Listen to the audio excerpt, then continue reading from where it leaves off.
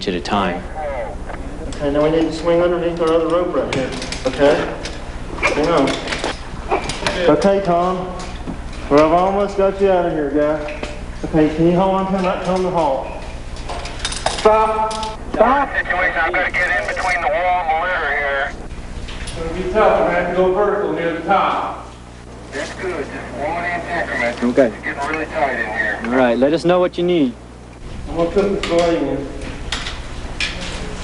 Okay, we're just trying to level you off here, Tom. When we got to the entrance, the pit, about 2 by 2 feet, I had to get underneath the litter, and it was everything that we could do with us working inside and the men on the team outside the hole pulling, and us trying to slowly manipulate the litter through that very tight opening. Okay, haul! Haul!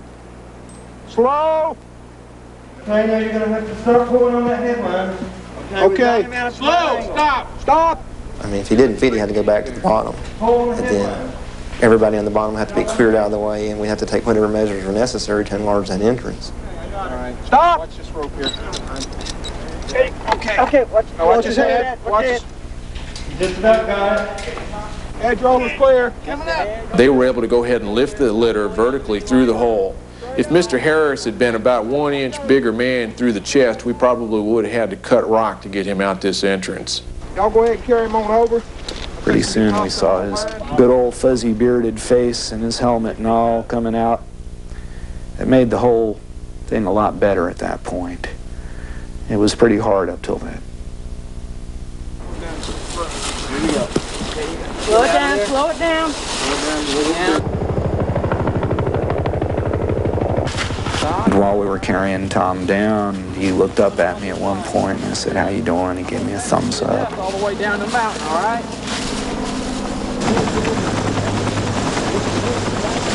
6.5 hours after his fall, Tom Harris arrived at Erlanger Medical Center, where x-rays revealed that a crushed vertebrae in his spine was partially paralyzing him from the waist down.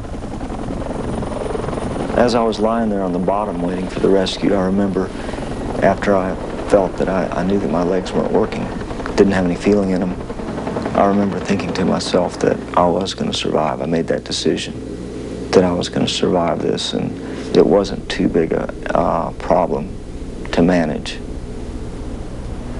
Well, got you. Tom was hospitalized for 2.5 weeks.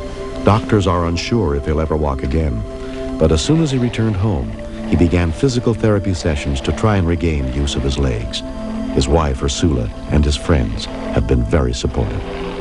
People he never even knew before were just calling him up and, asking him, "How's it going? How are you feeling? What can I do for you?" It was amazing how close everyone was. For someone who had, just gone through what he had gone through, he was in quite good spirits, to say the least, and had a very good outlook for possibilities of recovery in the future. The people involved with the rescue were just excellent. They got me out alive. They got me out quickly.